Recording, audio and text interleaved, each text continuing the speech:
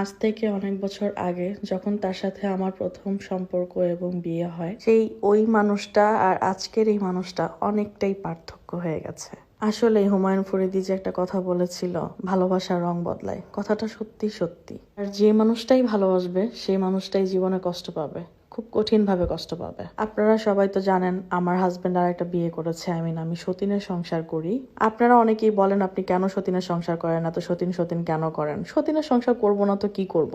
আরে ভাইরে ভাই, সতীন আগে আসছে না আমি আগে আসছি? অবশ্যই আমি আগে আসছি। তাহলে সতীনের জন্য কেন আমি সংসার ছেড়ে চলে যাব বলেন তো দেখি? আজকে আমার সাথে এরকম একটা ঘটনা ঘটবে তা আমি কখনোই ভাবতে পারিনি। আমার স্বামীর সাথে বাসা থেকে বের হওয়ার সময় প্রথমেই আমার সতীন একটা কুফা লাগাই দিছে, যার কারণে আজকে মার্কেটে এসে আজকে আমার এই অবস্থা হলো। বড় কথা, আজকের দিনটাই আমার খারাপ গেল এবং সময়টাই আমার নষ্ট হলো অকারণে। প্রথমে একটা মার্কেটে আসছি, সেই মার্কেটে আমি একটা বোরখা দেখে গেছিলাম 2 দিন আগে, সেই বোরখাটা আবার নেওয়ার জন্য আসছি। আসার আগে খুব টেনশনে ছিলাম যে বোরখাটা এখনো আছে নাকি সেল হয়ে গেছে। তো যাই হোক, এসে দেখি বোরখাটা এখনো আছে। তারপরে এই যে আপনাদের ভাইয়াকে দেখাচ্ছি যে এই বোরখাটা আমি নিব, এই বোরখাটা আমাকে কিনা দাও। তো সে তো হাজারটা বায়না, হাজারটা বাহানা। সে আগে যাই করুক না কেন, এখন সে মন থেকে কোনো কিছুই কিনে দিতে চায় না, শুধু বাহানা করতেই থাকে সবকিছুতে। তবে যাই হোক, আমার তো বোরখাটা লাগবে আর আমার বোরখাটা অনেক ভালো লেগেছে, আমি বোরখা পরবো ভেবেছি। এটা নতুন কি, আমি তো আগে থেকেই বোরখা পরি, আমার অনেকগুলো বোরখার কালেকশন আছে, ভালো লাগে মাঝে মাঝে মানে অকেশন ছাড়া বোরখা পরতে খুব ভালো লাগে। আমার জামাই তো না দেওয়ার জন্য ইচ্ছা, ও কিনবে না। তো এমন একটা অবস্থায় যে বোরখাটার একটা প্রবলেম ধরা পড়ে, আমার সতীনের জামাইও একেবারে ভালো মতো সুযোগ পেয়ে যায়, আমাকে আর বোরখাটা কিনেই দেয় না। বোরখাটা কিনা হয়নি, তারপর সে বলছে চলো তোমাকে খাওয়াই নিয়ে আসি বুফেতে। তারপর আর কি, বুফেতে চলে আসলাম, এসে ছবি টবি তুলছি, এরপরে হচ্ছে খাবার দেখতে গেলাম।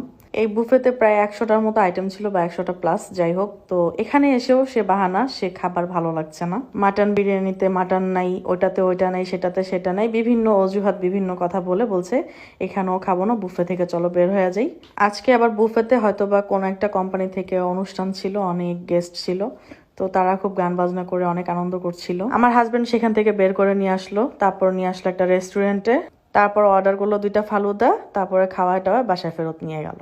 আচ্ছা যাই হোক, স্বামী মানুষ, স্বামী যা বলে তাই ভালো, স্বামী যা করে তাই ভালো, স্বামী যা খাওয়ায় তাতেই আলহামদুলিল্লাহ। সতীনের সংসার করা এতটাও সোজা না, অনেকটা কঠিন সময় পার করতেছি, জানি না কতদিন ধৈর্য থাকবে, জানি না এর শেষ আছে কবে।